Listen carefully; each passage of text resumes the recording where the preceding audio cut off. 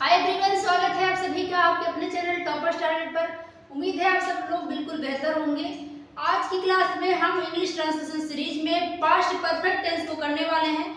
Present tense के सभी part complete हो चुके हैं, पास्ट टेंस के भी 2 पार्ट कंप्लीट करा दिया गया है। आज हम पार्ट 3 पास्ट परफेक्ट टेंस को फिनिश करेंगे आज की क्लास में। साथ में पास्ट परफेक्ट टेंस के स्पेशल सेंटेंसेस कुछ होते हैं, उसके बारे में भी हम लास्ट में डिस्कस करने वाले हैं।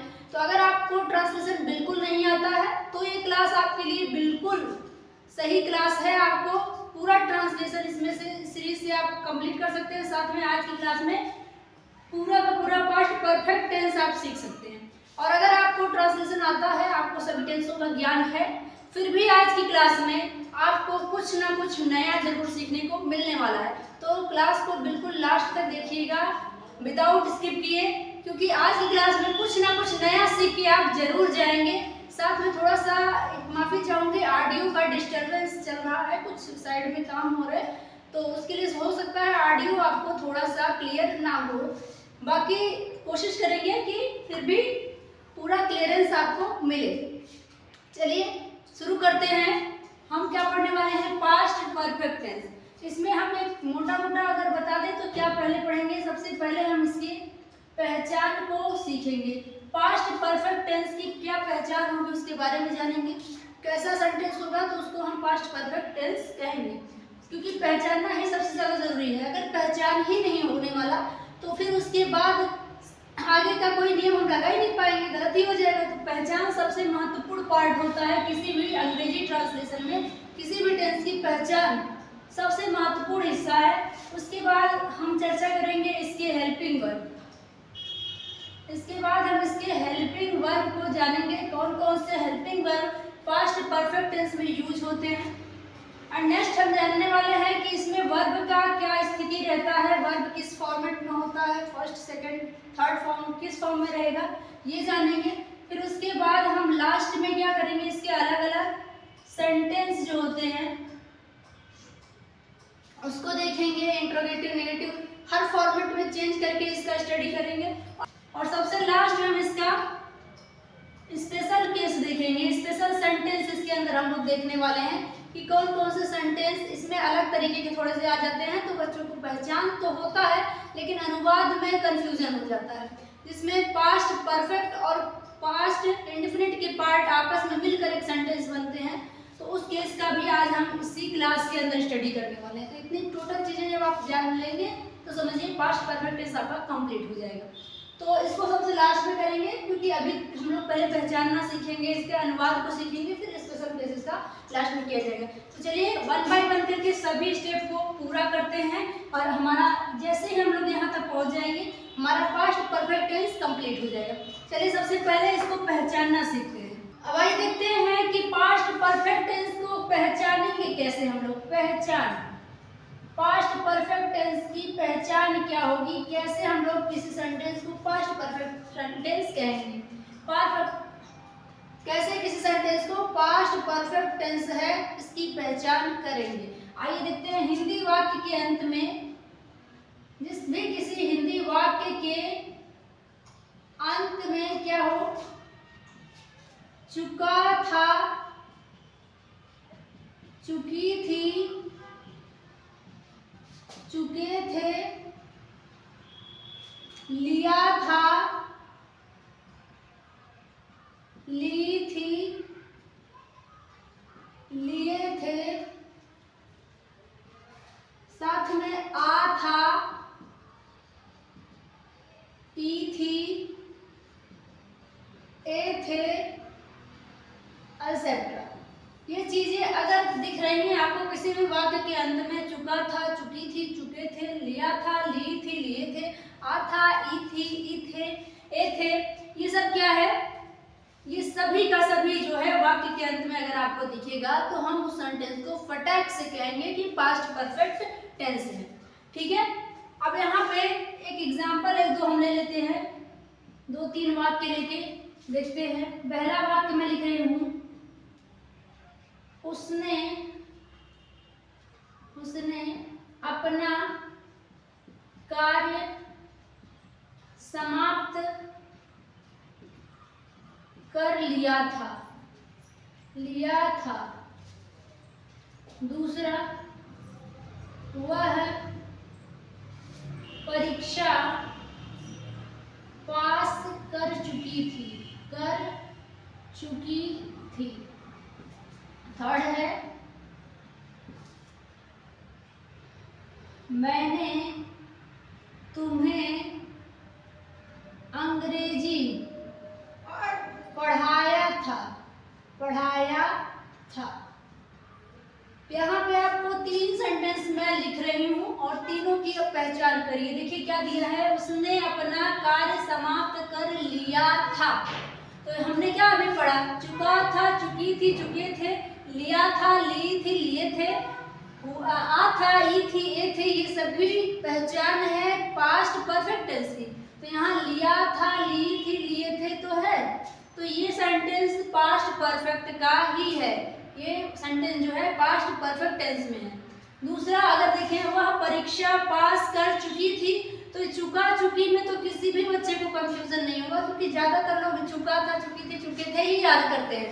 लिया था, लिए थी, लिए थे उतना नहीं ध्यान देते, लेकिन ये तो सबको याद रहता है। तो ये भी पास्ट परफेक्ट में क्लियर होना चाहिए। यहाँ पे लास्ट वाला जो है, मैंने तुम्हें अंग्रेजी पढ़ाया था, ज्यादा ध्यान इस पे देना है आपको, क्योंकि ये वाला सेंटेंस जो है ना आपको काफी ज्यादा कंफ्यूज कर सकता है। मैंने तुम्हें अंग्रेजी पढ़ाया था, ये क्या है, आ था, लास्ट में देखिए या था, ई थी, आ था, ये सब क्या होता है, ये भी पास्ट परफेक्ट टेंस का ही पार्ट है। तो ये भी आपका पास्ट परफेक्ट में है।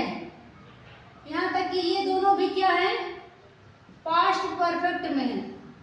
अब कंफ्यूजन की बात कहाँ आती है, थोड़ा सा मैं इसी सेंटेंस को 2 और टाइप में लिखूं तो आप कंफ्यूज हो जाने वाले हैं। देखिए इसी को मैं लिख रही हूं, मैंने तुम्हें अंग्रेजी पढ़ाया और मैंने था को छोड़ दिया। और यहाँ पे एक 5वां सेंटेंस लिख रही हूं, मैंने तुम्हें अंग्रेजी पढ़ाया है, पढ़ाया है। अब यहाँ पे कंफ्यूजन पक्का होने वाला है। क्यों? एक ही बात ये 3 तरीके से लिखा है और तीनों ही हैरानी की बात यह है कि भले बातें एक ही कही गई हैं, लेकिन तीनों का ही टेंस अलग अलग है। आइए देखिए कैसे, मैंने तुम्हें अंग्रेजी पढ़ाया था, तो ये क्या है, पास्ट परफेक्ट है, मैंने बता दिया।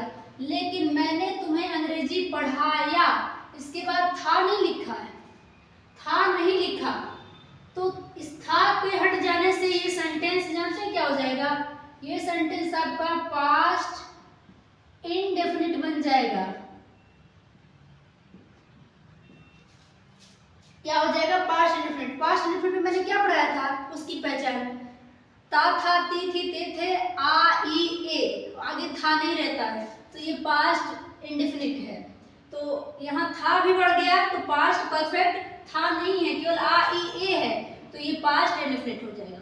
और लास्ट में अगर था के बजाय हमने है को लिखा है और बाकी सेंटेंस सेम है, तो अब ये क्या हो जाएगा, अब ये आपका प्रेजेंट में चला गया, प्रेजेंट परफेक्ट बन गया, प्रेजेंट परफेक्ट है। ठीक है, लास्ट में आ है, ई है, ए है, ये प्रेजेंट परफेक्ट होता है। लास्ट में आ था, ई थी, ए थे, ये क्या होता है, पास्ट परफेक्ट। केवल आ ई ए है तो पास्ट इंडेफिनिट। तो मुझे ज्यादातर यही आपको बताना है, ध्यान आपको इस पे देना है, ये ज्यादा इम्पोर्टेंट है, क्योंकि ये तो सबको ये दोनों सेंटेंस क्लियर रहेंगे कि पास्ट परफेक्ट में है। इस टाइप का सेंटेंस कंफ्यूजन क्रिएट करता है, क्योंकि सेम ही है, केवल था के हट जाने और लग जाने से आपका टेंस बदल जा रहा है। यहाँ पे था के जगह है हो जाने से प्रेजेंट में चला जा रहा है, तो प्रेजेंट वाला में हो सकता है आपको क्लियर हो, लेकिन इन दोनों में तो कंफ्यूजन हो सकता है। दोनों ही पास्ट के हैं, लेकिन था लास्ट में है तो पास्ट परफेक्ट है, और केवल पढ़ाया लिखा है तो ये पास्ट इंडेफिनिट है। आई होप इतनी बातें समझ में आ गई होंगी। तो ये रहे पहचान, आपको पहचान में इन सारे शब्दों को ध्यान रखना होगा। सेंटेंस के अंत में अगर ये सारे शब्द आते हैं तो वो सेंटेंस पास्ट परफेक्ट में पक्का ही होगा। अब हम आते हैं दूसरे पॉइंट पे। दूसरा पॉइंट हमने क्या लिखा था, हेल्पिंग वर्ब। हेल्पिंग वर्ब यानी कि सहायक क्रिया, सहायक क्रिया। आइए जानते हैं सहायक क्रिया क्या लगने वाली है टेंस में केवल और केवल एक ही हेल्पिंग वर्ब होता है, वो है आपका हैड। जबकि प्रेजेंट परफेक्ट में दो हेल्पिंग वर्ब होते थे, हैव और हैज। सिंगुलर के लिए हैज और प्लूरल के लिए हैव। लेकिन पास्ट परफेक्ट में केवल एक ही है, हैड। और एक ही जब लगेगा तो चाहे ये क्या हो, सिंगुलर हो, चाहे तो सिंगुलर हो यानी कि एक वचन करता हो, और चाहे तो आपका प्लूरल हो, प्लूरल यानी कि बहुवचन करता,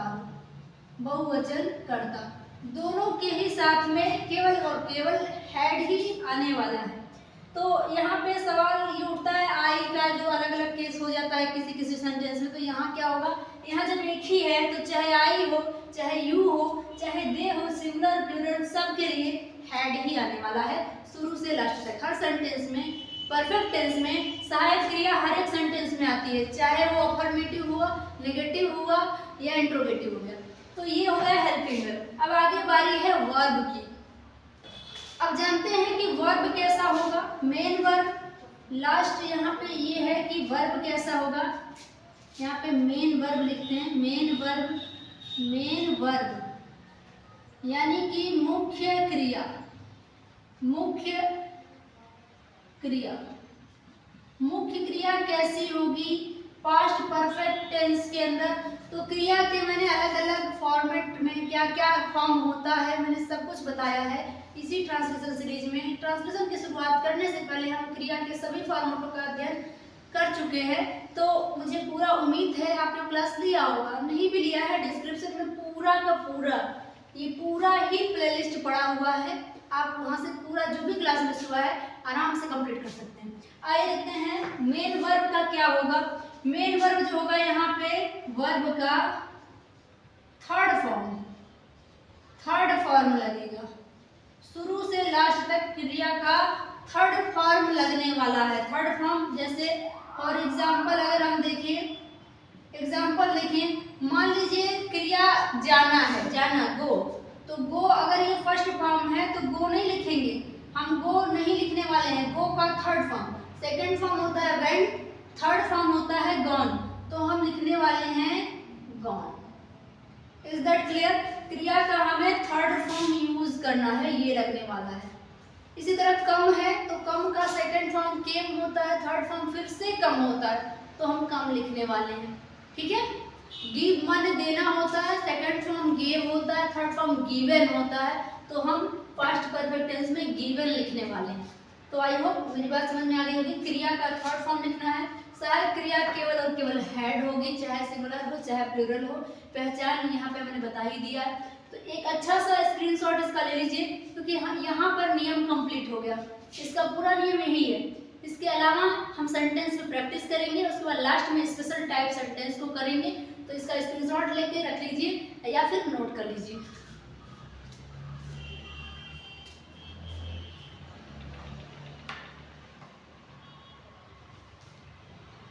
आइए जो अभी तक हमने पढ़ा है उसको हम प्रैक्टिकली यूज करते हैं सेंटेंसेस में, और हिंदी वाक्यों का अंग्रेजी में अनुवाद बनाते हैं और अच्छे से प्रैक्टिस इसका करते हैं जो भी अभी तक हमने सीखा है। पहला वाक्य दिया, मैंने तुम्हारा पत्र पढ़ा था। जिस क्रम में मैंने बताया उसी क्रम में आप भी चलेंगे। पहले मैंने पहचान करना बताया तो आप पहले पहचान करेंगे, उसके बाद सेकंड फिर भी जो भी चीजें हैं वो करेंगे, पहले पहचानना सीखेंगे। तो पहला क्या है, मैंने तुम्हारा पत्र पढ़ा था। तो पहचान क्या मैंने बताया, चुका था, चुकी थी, चुके थे, लिया था, ली थी, लिए थे, आ था, ई थी, ए थी, ये सब पास्ट परफेक्ट टेंस की पहचान थी। तो ज्यादातर मैंने सेंटेंस इसी टाइप का लिया है क्योंकि यही कंफ्यूज करता है। चुका था, चुकी थी, चुके थे हर बच्चे को याद होता है। तो यहाँ देखिए आ था, ई थी, ए थे यहाँ पे है, तो ये भी क्या है, पास्ट परफेक्ट टेंस ही है। अब अनुवाद का नियम है कि पहले कर्ता लिखा जाता है अगर अफर्मेटिव वाक्य है। तो पढ़ा था, किसने पढ़ा था भाई, मैंने पढ़ा था, तो पहले सब्जेक्ट है मैंने, और मैंने की अंग्रेजी है आई, मैंने पढ़ा था। उसके बाद हमेशा कर्ता के बाद सहायक क्रिया आती है, और सहायक क्रिया यहाँ पे मैंने क्या बताया, हैड लगने वाली है। तो आई हैड आई हैड, तुम्हारा पत्र पढ़ा था। अब हैड के बाद क्या है, मेन वर्ब आएगा, मुख्य क्रिया। और मुख्य क्रिया क्या है, पढ़ना। पढ़ना, रीड माने पढ़ना होता है, इसका सेकंड थर्ड फॉर्म तीनों ही एक रहता है, एक ही फॉर्म में, फर्स्ट भी वही रीड होता है, सेकंड भी, थर्ड भी। तो यहाँ आराम से आप रीड ही लिखिए, I had read, I had read. Read क्या पढ़ा था, तुम्हारा पत्र, your letter, your letter. Clear, I had read your letter, मैंने पढ़ा था तुम्हारा पत्र। Is that clear? अगला सेंटेंस देखिए, मैंने उसको एक पत्र भेजा था। आ था, ई थी, ए थे, पास्ट परफेक्ट टेंस की पहचान है। क्या हो जाएगा यहाँ पे, यहाँ भी मैंने है तो इसका भी करता है आई। मैंने भेजा था, आई के साथ चाहे एक वचन हो चाहे बहुवचन हो, एक ही सहायक क्रिया है तो हैड ही लगने वाली है। आई हैड, अब मुख्य क्रिया क्या है, हमेशा पहले कर्ता फिर सहायक क्रिया फिर मुख्य क्रिया, बाकी चीजें बाद में। तो आई हैड भेजा था, भेजना, सेंड माने भेजना होता है, सेकेंड फॉर्म होता है सेंट और थर्ड फॉर्म भी सेंट होता है। तो I had sent, I had sent किसको भाई, हिम माने उसको, I had sent him a letter, एक पत्र। आई हैड सेंट मैंने भेजा था, हिम माने उसको, ए लेटर माने एक चिट्ठी, एक पत्र। Is that clear? पहले कर्ता फिर हेल्पिंग वर्ब फिर मेन वर्ब का वो भी थर्ड फॉर्म में, फिर ऑब्जेक्ट फिर बाकी चीजें। ठीक, अगला वाक्य देखिए, राम स्कूल जा चुका था। चुका था, चुकी थी तो आप पहचानते ही हैं क्या है, पास्ट परफेक्ट टेंस। तो कौन जा चुका था भाई, मेन वर्ब ये है तो जाने का काम राम कर रहा है, तो यहाँ हो जाएगा राम, राम। हेल्पिंग वर्ब सोचना ही नहीं है, हैड छाप दो क्योंकि एक ही तो है, राम हैड। जाने का अंग्रेजी क्या होता है, गो, लेकिन हमें लिखना है थर्ड फॉर्म। तो थर्ड फॉर्म अभी एग्जांपल में मैंने इसी को लिया था ना, तो गॉन होता है। राम हैड गॉन, कहाँ जा चुका था भाई, school, to school. Ram had gone to school, Ram school जा चुका था। आगे वाला सेंटेंस देखिए, उसे समारोह में गाना गाया था। यहाँ उसने कर लेंगे, उसने समारोह में गाना गाया था। तो आ था, ई थी, ये थे, ये तो है ही परफेक्ट टेंस, ऊपर भी दो सेंटेंस हो चुके हैं। तो उसने तो ही हो जाएगा, ही, और सहायक क्रिया तो हैड ही लगना है। तो ही हैड गाना, गाना सिंग माने होता है गाना, और लिखना है हमें इसका थर्ड फॉर्म, तो सिंग, सेकंड फॉर्म होता है सैंग और थर्ड फॉर्म भी होता है संग। तो क्या हो जाएगा, ही हैड संग, SUNG। फर्स्ट फॉर्म होता है सिंग, सेकंड सैंग और थर्ड फॉर्म संग। ही हैड संग ए सॉन्ग, ए सॉन्ग कहाँ पे, समारोह में, तो इन द इवेंट। ही हैड संग ए सॉन्ग, सॉन्ग माने गाना, और ये क्रिया के लिए है, ठीक है, ये गाने को कह रहे हैं और ये क्रिया है। तो ही हैड संग, उसने गाया था, ए सॉन्ग माने गाना, इन द इवेंट माने समारोह में। आइए देखिए अगला, तुमने यह पुस्तक पढ़ लिया था। यहाँ भी लिया था, ली थी, लिए थे आ गया, चुका था, चुकी थी, चुके थे हो गया, आ था, ई थी, ए थे हो गया, सब परफेक्ट टेंस है, पास्ट परफेक्ट। तो तुमने, तो यू हो जाएगा यू, और हेल्पिंग वर्ब तो हैड ही लगना है, तो यू हैड, तुमने पढ़ लिया था। रीड है, रीड का तीनों फॉर्म भी एक ही होता है, रीड ही बोलना है। तो यू हैड रीड क्या, ये है पुस्तक, तो दिस बुक, दिस बुक माने यह पुस्तक। तो यू हैड रीड, तुमने पढ़ लिया था, दिस बुक माने यह किताब, यह पुस्तक, तो तुमने यह पुस्तक पढ़ लिया था। अगला है, मैंने यह घर पहले देखा था। तो ये वाक्य मैं आपको छोड़ती हूँ होमवर्क, और आप इसका आंसर कमेंट में जरूर दे दीजिएगा वीडियो के पूरा होने के बाद लास्ट में, ठीक है। तो ये हमने कई सेंटेंसों को लिया, मेरा यहाँ यही मकसद था, सिर्फ अभी मैं यहाँ पे, इससे ज़्यादा मेरा फोकस इस पे है कि आप यहाँ पे पहचान में गड़बड़ी ना करें। तो आई होप ये वाक्य आपको जहाँ भी दिखेंगे इस टाइप के, आप पहचान जाएंगे कि पास्ट परफेक्ट टेंस है। अब हम ये तो अफर्मेटिव सेंटेंस थे, सभी के सभी स्वीकारात्मक वाक्य हैं। आपको तो नकारात्मक भी सीखना है, इंट्रोगेटिव भी सीखना है, तो हम इसी में से कोई एक सेंटेंस लेकर के इसका नेगेटिव, इसका इंट्रोगेटिव, हर टाइप का सेंटेंस कर लेते हैं, ताकि आपको कहीं से भी इसमें कोई भी वाक्य दे दे तो आप अनुवाद उसका कर ले, फिर लास्ट में इसके स्पेशल केस पे भी चलेंगे। ठीक है, तो इसको भी नोट कर लीजिए।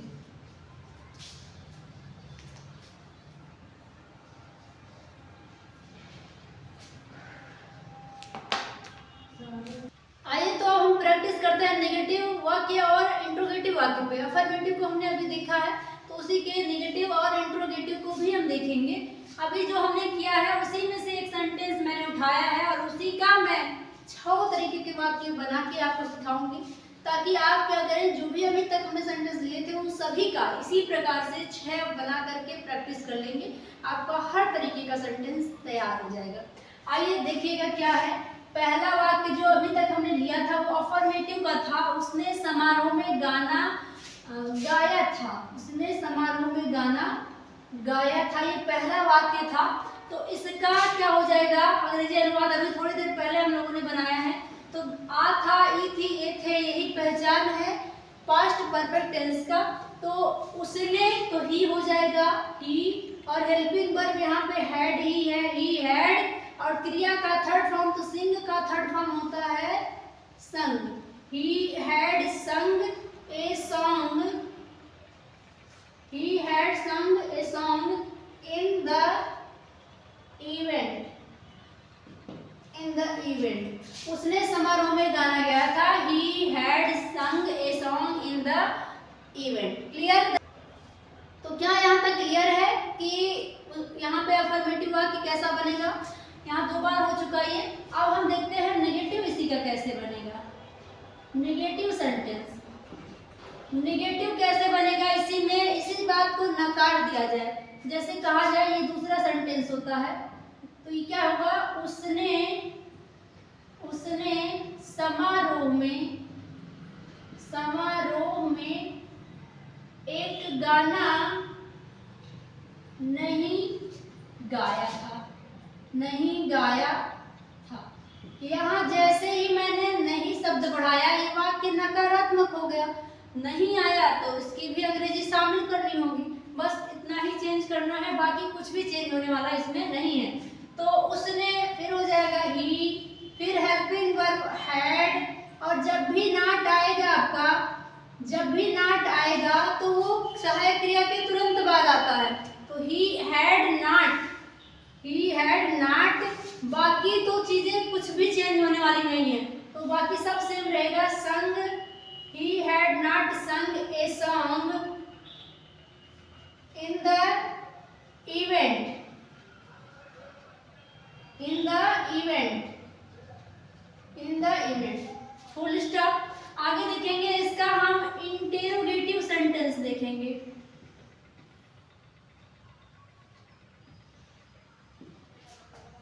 इंट्रोगेटिव सेंटेंस, इसमें इंट्रोगेटिव सेंटेंस इसका प्रश्नवाचक वाक्य कैसा होगा? तो प्रश्नवाचक वाक्य भी 2 प्रकार के होते हैं। एक ऐसे प्रश्नवाचक वाक्य जिसकी अंग्रेजी लिखने की जरूरत ही नहीं पड़ती, हाँ ना में जिस प्रश्न का उत्तर दिया जा सकता है, ऐसे प्रश्नवाचक का श्रेणी अलग होता है। और ऐसे प्रश्नवाचक वाक्य जिनका जवाब हाँ या ना में नहीं दिया जाता है, उनका श्रेणी अलग होता है। आइए समझते हैं इस बात को। तो फर्स्ट टाइप का यहाँ प्रश्नवाचक वाक्य है, और यहाँ सेंटेंस नंबर 3 इसी का होगा। क्या होगा यहाँ पे? शुरू ही क्या से होगा। क्या उसने समारोह में एक गाना गाया था, एक गाना गाया था, क्वेश्चन मार्क आ जाएगा। क्या उसने समारोह में एक गाना गाया था? तो यहाँ क्या से शुरू हो रहा है। अगर उसने गाया होगा तो उसका जवाब होगा हाँ, और नहीं गया होगा तो नहीं। तो ऐसे प्रश्नवाचक शब्द जिनका उत्तर हाँ या नहीं मिल जाता है, उनके प्रश्नवाचक शब्द की अंग्रेजी नहीं लिखी जाती है। उनकी अंग्रेजी का फिर काम कौन करता है? उस वाक्य का सहायक क्रिया यानी कि हेल्पिंग वर्ब यानी हैड इसकी अंग्रेजी हो जाएगी। क्योंकि ये क्या है, पास्ट परफेक्ट टेंस है तो इसकी सहायक क्रिया हैड है, तो हमेशा यहाँ पे क्या की अंग्रेजी होगी, हैड। तो आइए यहाँ पे क्या हो जाएगा, तो अब सबसे पहले क्या है तो उसका अंग्रेजी हैड, उसके बदले में लिख रहे हैं तो वही पहले आएगा। तो अब ये हेल्पिंग वर्ब बाहर निकल आएगा हैड, और ये अंग्रेजी कहलाएगा क्या का, हैड। बाकी किसी को नहीं छेड़ना है, और यहाँ नहीं भी नहीं आया है तो नहीं, नॉट नहीं लिखने वाले हैं, तो बाकी सबको ऐसे लिख देंगे, हैड ही संग, had he sung a song in the event, had he sung a song in the event. तो यहाँ पे ये बात समझिएगा, केवल और केवल हमने क्या किया, हैड को आगे ले आया, क्योंकि हैड ही अब इसकी अंग्रेजी बन गई। बाकी सभी के सभी देखिए ये सेम ही है, बाकी कुछ भी चेंज नहीं किया हमने। अब देखिए इसका भी नेगेटिव बन सकता है, यानी फोर्थ सेंटेंस क्या होने वाला है इसका नेगेटिव, क्या उसने समारोह में एक गाना नहीं गाया था, नहीं गाया था, ये भी क्वेश्चन मार्क वाला है, ये भी प्रश्नवाचक वाक्य है, लेकिन यहाँ नहीं भी बढ़ गया, तो जब जब नहीं बढ़ेगा तब तब नाट आएगा, लेकिन यहाँ सहायक क्रिया के तुरंत बाद नाट नहीं आएगा, क्योंकि हमने सहायक क्रिया को बाहर खींच लिया है, क्योंकि उसकी अंग्रेजी वो क्या की अंग्रेजी बन चुका है। लेकिन नाट को थोड़ी ना आगे खींचेंगे, क्योंकि वो किसी की अंग्रेजी थोड़ी है, वो अपने जगह पे रहेगा जहाँ पहले था, कर्ता के बाद ही रहेगा, कर्ता के बाद यहाँ था तो कर्ता के बाद रहेगा। तो क्या हो जाएगा यहाँ, हैड ही, उसके बाद मुख्य क्रिया के पहले था यहाँ भी रहेगा, उसने समारोह में एक गाना नहीं गाया था, हैड ही नॉट संग a song in the event, question mark, ये फोर्थ सेंटेंस हो गया। अब यहाँ पे इंटेरोगेटिव का ही एक अलग केस होता है, जिसका उत्तर हाँ या ना में ना मिले, तो उस टाइप के सेंटेंस में कैसा रहेगा, उसने समारोह में गाना क्यों गाया था, ये भी तो प्रश्नवाचक वाक्य ही है एक तरह का, लेकिन यहाँ पे क्यों गाया था तो कहेंगे हाँ नहीं, इसमें बताएंगे रीजन, तो ये एक शब्द में उत्तर नहीं मिलेगा हाँ या ना में, तो इसकी अंग्रेजी लिखेंगे, सहायक क्रिया इसकी अंग्रेजी नहीं होगा। और दूसरी बात, ये वाक्य के बीच में आया है, यहाँ पहले आया था, तो क्यों गाया था तो क्यों की अंग्रेजी लिखेंगे और इसी से शुरुआत होगा, तो क्या हो जाएगा, उसने समारोह में गाना क्यों गाया था तो वाई, और एक बार जब सहायक क्रिया बाहर आ गई तो इस टाइप के वाक्य में क्यों वाले में इसके तुरंत बाद हेल्पिंग वर्ब आता है, तो Y had he sung a song in the event, question mark होगा यहाँ पे, Y had he sung a song, उसने एक गाना क्यों गाया, इन द इवेंट माने समारोह में। आई होप यहाँ तक बात समझ में आ गई होगी। अब लास्ट इसका भी नेगेटिव बन सकता है, तो ये छठा टाइप का हो जाएगा, इसका नेगेटिव बनाएंगे, उसने समारोह में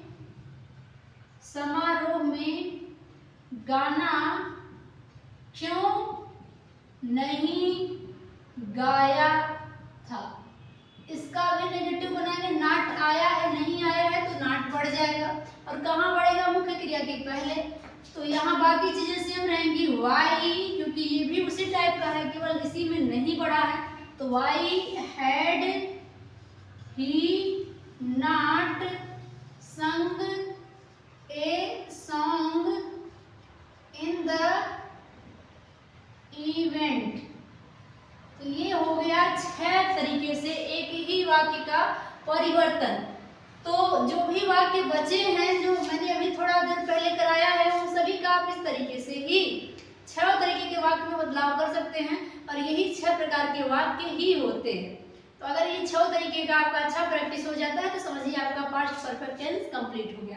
तो इसे आप नोट जरूर कर लीजिए। और साथ में इसके बाद हम इसके कुछ स्पेशल सेंटेंस को भी देखते हैं जिसमें पास्ट परफेक्ट और पास्ट इंडेफिनिट का मिक्सचर होता है, उसका अनुवाद कैसे बनाएंगे, परफेक्ट में ही उसकी भी जानकारी आप ले लीजिए।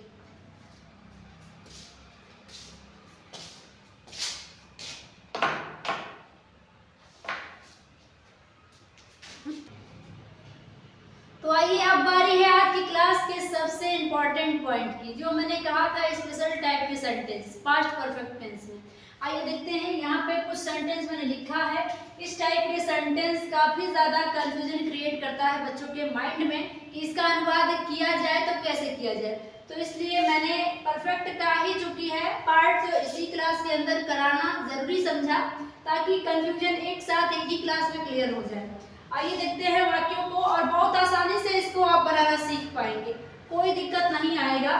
देखिए पहला वाक्य दिया है, इसका नाम ही स्पेशल सेंटेंस परफेक्ट टेंस का ही है, पास्ट परफेक्ट का ही है, लेकिन थोड़ा सा फॉर्मेट अभी चेंज आपको नजर आएगा। कह रहा वर्षा होने से पहले हम घर पहुंच चुके थे। वर्षा होने से पहले हम घर पहुंच चुके थे। यहाँ पे अगर आप देखें तो दो दो काम हो रहे हैं, हर सेंटेंस में दो दो काम होता नजर आएगा। एक देखो वर्षा हो रहा है, दूसरा पहुंचने का काम हो रहा है। नीचे भी जो सेंटेंस होंगे उन सभी में दो दो काम होंगे। तो ये वाक्य एक्चुअल में दो दो क्रिया लेके बैठा है। और जब ऐसा वाक्य होगा परफेक्ट टेंस का, वर्षा होने से पहले हम घर पहुंच चुके थे या वर्षा होने के बाद हम घर पहुंचे, तो इस टाइप का जो भी वाक्य होगा पहले बाद में वाला, इसमें एक मेरी बात आप अच्छे से ध्यान रखेंगे। यहाँ पे पहले का अंग्रेजी होता है बिफोर और बाद का अंग्रेजी होता है आफ्टर। तो ये ऑफ कोर्स बिफोर और आफ्टर, बिफोर और यहाँ पे आफ्टर, बिफोर और आफ्टर का केस है। लेकिन यहाँ पे आपको ये ध्यान देना है, जो भी वाक्य इस टाइप का होगा उसमें एक ही बात नोट रखिएगा कि जो काम पहले होगा उसको आप पास्ट परफेक्ट टेंस में बनाएंगे और जो काम बाद में होगा उसको हम पास्ट इंडेफिनिट बनाएंगे। इसी सेंटेंस का दो खंडन कर देंगे और जो आपका पहले खत्म हो रहा होगा काम ना, उसको परफेक्ट में बनाएंगे, और जो काम बाद में हो रहा होगा उसे हम क्या करेंगे, परफेक्ट में नहीं बनाएंगे बल्कि पास्ट इंडेफिनिट में बनाएंगे।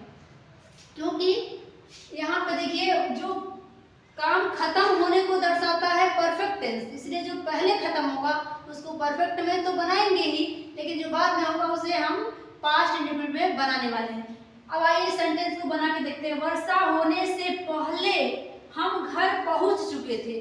तो आप बताइए यहाँ पे कौन सा काम पहले हो रहा है, वर्षा पहले हो रही है कि हम घर पहले पहुंचे हैं। वाक्य में कौन पहले लिखा है वो पहले नहीं माना जाएगा, हुआ कौन सा काम पहले है। देखिए वर्षा होने से पहले हम पहुंच चुके थे घर, तो पहले तो हम पहुंचे हैं, बाद में वर्षा हुई है, तो जो पहले हुआ है उसको हम क्या करेंगे, परफेक्ट में बनाएंगे। यहाँ पे आप नोट कर लीजिए, जो काम पहले होगा उसे हम क्या करेंगे, पास्ट परफेक्ट में बनाएंगे, और बाद में जो काम बाद में होगा उसे हम क्या करेंगे, पास्ट इंडेफिनिट में बनाएंगे, इंडेफिनिट में बनाएंगे। और इतना बात अगर आपको ध्यान है तो वाक्य बन जाएगा। देखिए वर्षा होने से पहले हम घर पहुंच चुके थे, तो पहले तो हम पहुंचे हैं घर, तो इस भाग को हम पहले बनाएंगे, हम घर पहुंच चुके थे तो वी, और इसको परफेक्ट में बनाने का मतलब समझ रहे हैं, यहाँ हेल्पिंग वर्ब परफेक्ट का आएगा, वी हैड रीच माने होता है पहुंचना, सेकंड नहीं थर्ड फॉर्म यहाँ पे लगता है, तो रीच का सेकंड होता है रीच्ड, थर्ड फॉर्म भी होता है रीच्ड, तो we had reached, we had reached, हम पहुंच चुके थे कहाँ, घर यानी home, we had reached home, हम घर पहुंच चुके थे कब, वर्षा होने से पहले। तब पहले आएगा तो बिफोर लगाएंगे, बिफोर लगाएंगे, और बाद में आएगा तो आफ्टर लगाएंगे। तो बिफोर क्या भाई, वर्षा होने से। तो वर्षा कोई सब्जेक्ट तो है नहीं, तो इसका सब्जेक्ट इट होगा। बाकी इस जो वर्षा होने, इसको हम क्या करेंगे, पास्ट इंडेफिनिट में बनाएंगे। तो before it rained, before it रेन्ड होगा। क्यों, याद करिए पास्ट इंडेफिनिट में हमने क्रिया का सेकेंड फॉर्म बताया था अफर्मेटिव सेंटेंस में। तो ये अफर्मेटिव ही तो है, अफर्मेटिव है तो इट रेन्ड लिखा। अगर ये नेगेटिव होता तो डिड नॉट आता, और डिड आता तो ये रेन हो जाता। क्या यहाँ तक बात समझ में आ रही है? We had reached home before it rained, हम घर पहुंच चुके थे बिफोर इट रेन्ड, यानी वर्षा होने से पहले। अगला करिए, और ज्यादा बातें समझ में आ जाएंगी आपको। मेरे स्टेशन पहुंचने से पहले गाड़ी छूट चुकी थी। तो कौन सा काम पहले हुआ, पहले मैं स्टेशन पहुंची या गाड़ी छूट गई? तो गाड़ी पहले छूट चुकी थी, यानी गाड़ी के छूटने का काम पहले हो रहा है। तो गाड़ी छूट चुकी थी, इतना आप क्या बनाएंगे, यहाँ पे मैं लिख देती हूँ, ये परफेक्ट में बनेगा। और इधर का वाक्य आपका क्या बनेगा, इंडेफिनिट, इंडेफिनिट। क्लियर? तो पहले गाड़ी छूटी है ना, तो द ट्रेन हैड, यहाँ पे हैड होगा क्योंकि परफेक्ट में बन रहा है। द ट्रेन हैड लीव, माने रवाना होना, छूटना। तो उसका सेकंड फॉर्म लेफ्ट होता है, थर्ड फॉर्म भी लेफ्ट होता है। तो the train had left, the train had left, गाड़ी छूट चुकी थी। कब भाई, पहले मेरे स्टेशन पहुंचने के। तो बिफोर माने पहले, कब भाई, इसको हम बनाएंगे इंडेफिनिट में। तो मेरे स्टेशन पहुंचने से पहले, तो पहले हो गया। तो आई रीच्ड, रीच माने पहुंचना, सेकंड फॉर्म लगेगा क्रिया का क्योंकि पास्ट इंडेफिनिट बना रहे हैं। इंडेफिनिट में अफर्मेटिव वाक्य में सेकंड फॉर्म होता है। तो आई रीच्ड कहाँ पे, station, at the station. Full stop. The train had left, गाड़ी छूट चुकी थी। Before I reached at the station, यानी मेरे स्टेशन पहुंचने से पहले। Is that clear? जो काम बाद में उसको इंडेफिनिट में, जो काम पहले उसको परफेक्ट में। ठीक है, अगला वाक्य देखेंगे क्या, सोने से पहले वह अपनी किताब पढ़ चुकी थी। तो कौन सा काम पहले हो रहा है, पहले सो रही है, किताब पढ़ी थी, तो उसने पहले किताब पढ़ी थी ना। तो ये काम जो पहले हो रहा है ये आपका होगा परफेक्ट, और जो बाद में होगा ये होगा आपका इंडेफिनिट। क्लियर है क्या? ये आपका इंडेफिनिट होगा, ये होगा परफेक्ट। तो उसने क्या की, पहले किताब पढ़ी थी, वह किताब पढ़ चुकी थी, इसको हम बनाएंगे परफेक्ट में। तो सी लड़की है ना, तो सी होगा, सी हैड, रीड ही रहेगा क्योंकि इसका तीनों फॉर्म रीड ही होता है, थर्ड फॉर्म भी रीड रहेगा। सी हैड रीड, वह पढ़ चुकी थी क्या, अपनी किताब, हर बुक, हर माने अपनी, बुक माने किताब, वो अपनी किताब पढ़ चुकी थी। कैसे भाई, सोने से पहले। तो बिफोर माने पहले, अपने सोने से पहले। तो यहाँ बिना कर्ता के कभी भी कोई वाक्य बनता नहीं है। तो लड़की वही थी ना जो पढ़ी थी किताब, वही सोने से पहले पढ़ी थी। तो यहाँ पे इसका भी कर्ता वही सी हो जाएगा। क्लियर? तो यहाँ बिफोर सी, सी।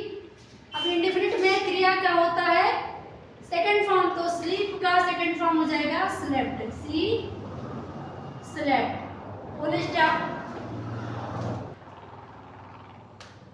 तो यहाँ पे इसका ये भी हो गया, she had read her book, उसने अपनी किताब पढ़ ली थी या पढ़ चुकी थी। बिफोर सी स्लेप्ट, अपने सोने के पहले। Is that clear? लास्ट वाक्य बाद वाला है, एक बाद वाला वाक्य भी देख लीजिए कैसे बनेगा। डॉक्टर साहब के जाने के बाद रोगी दवाई खाया था। तो यहाँ भी वही देखना है आपको, कौन सा काम पहले हुआ वो परफेक्ट में होगा, जो बाद में हुआ हो वो इंडेफिनिट में होगा। तो यहाँ बाद में क्या हो रहा है, डॉक्टर साहब के जाने के बाद रोगी दवाई खाया था। तो पहले डॉक्टर गए कि पहले दवाई खाया? तो पहले डॉक्टर गए हैं ना, तो पहले तो डॉक्टर साहब गए हैं, उसके बाद उसने दवाई खाया, यानी पहले तो डॉक्टर के जाने वाला काम हो रहा है, तो यहाँ पे ये परफेक्ट बनेगा, यहाँ पे इसको परफेक्ट बनाना पड़ेगा, इधर वाले को इंडेफिनिट बनाना पड़ेगा। क्यों? तो यहाँ थोड़ा सा केस बदल गया, यहाँ परफेक्ट वाला पार्ट पहले आ गया और इंडेफिनिट वाला पार्ट लास्ट में चला गया। तो अभी भी करेंगे वही, जो काम पहले हुआ है ना उसको तो परफेक्ट में बनाएंगे और जो बाद में हुआ उसे इंडेफिनिट में बनाएंगे। लेकिन जो मेन आपकी पहचान है इसके साथ इंडेफिनिट वाला पार्ट लगा है, तो अब पहले इंडेफिनिट वाले पार्ट को लिखेंगे फिर परफेक्ट वाले पार्ट को लिखेंगे, जबकि इसके पहले परफेक्ट वाले पार्ट को लिखते थे फिर इंडेफिनिट वाले पार्ट को लिखते हैं। तो काम वही कर रहे हैं, परफेक्ट वाला जो है जो पहले हुआ उसी को परफेक्ट में बना रहे हैं, जो बाद में हो रहा है उसी को इंडेफिनिट में बना रहे हैं, लेकिन लिख रहे हैं उल्टा, यानी इंडेफिनिट वाले पार्ट को आप पहले लिखेंगे और परफेक्ट वाले काम को आप बाद में लिखेंगे। तो यहाँ पे डॉक्टर साहब के जाने के बाद रोगी ने दवाई खाया था, तो इतने पार्ट रोगी दवाई बाद में खाया था, तो इसको हम बनाएंगे इंडेफिनिट लेकिन लिखेंगे पहले। तो the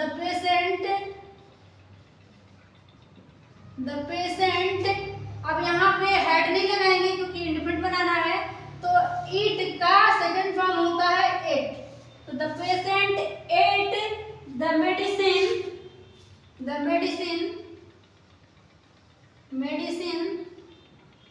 the patient at the medicine, कब भाई? बाद में खाया था, तो आफ्टर आएगा यहाँ पे, after the patient at the medicine after. अब डॉक्टर साहब के जाने के बाद, तो ये परफेक्ट में बनाना है तो यहाँ परफेक्ट लिखेंगे, आफ्टर द डॉक्टर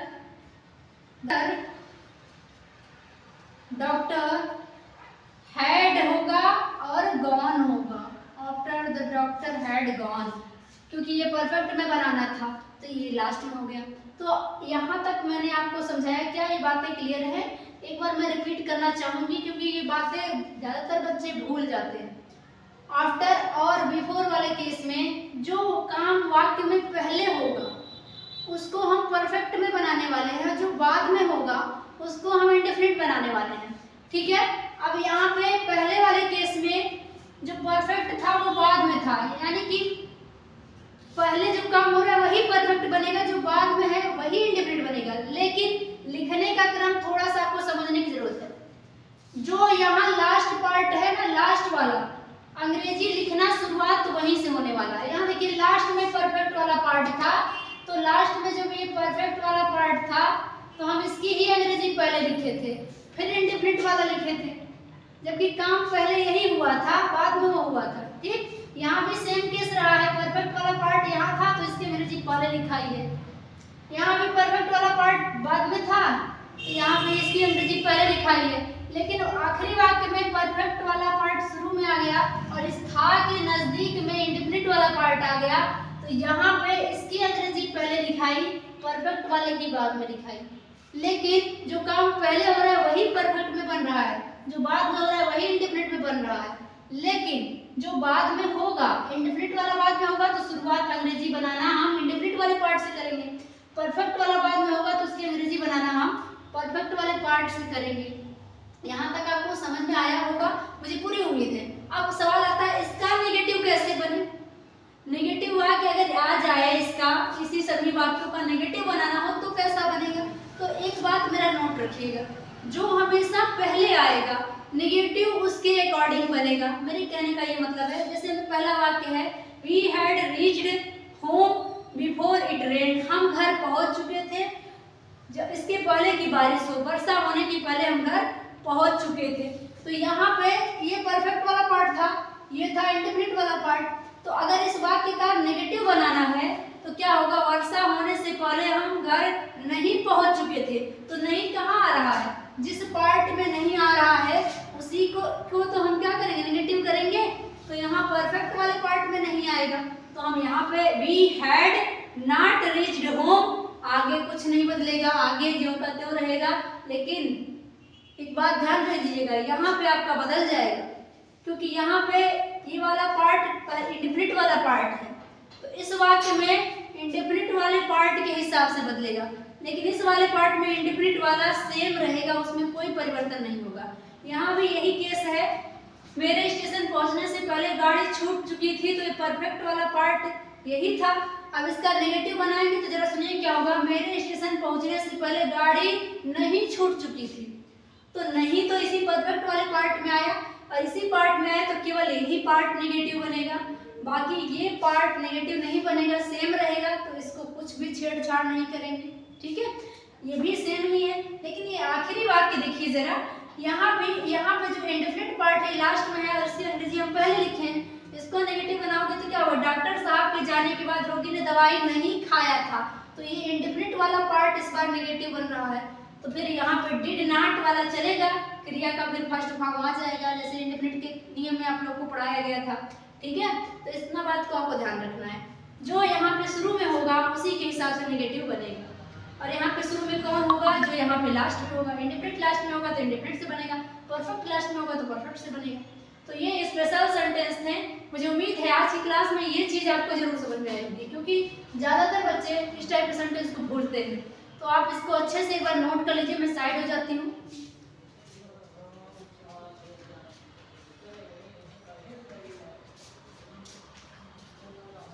तो आई होप यहाँ तक आपको समझ में आ गया होगा। आज की क्लास में बस इतना ही जानना शेष था, और बाकी हर चीज़ मैंने कंप्लीट करा दिया है। तो मुझे उम्मीद है आज का लेक्चर आपको समझ में आया होगा। कोई डाउट रह गया है किसी भी सेंटेंस में, या कि इस टाइप वाले सेंटेंस में भी डाउट होगा अभी भी अगर कोई, तो आप ज़रूर मुझे कमेंट कर दिया। तो मैं अगले क्लास में जो भी डाउट आपका होगा सारा का सारा क्लियर करा दूंगी। वीडियो पसंद आया तो लाइक जरूर कर दीजिएगा। सभी दोस्तों के पास आज का क्लास जरूर शेयर करिएगा, क्योंकि ये वाला सेंटेंस सभी को अक्सर भूलता रहता है, कितना भी पढ़ा रहा है। तो इसको जरूर सेंड कर दीजिएगा। साथ में अगर चैनल को अभी तक सब्सक्राइब नहीं किए तो सब्सक्राइब कर लीजिएगा। अपना ध्यान रखिएगा। मिलेंगे अगली क्लास में। Bye bye, take care, good luck.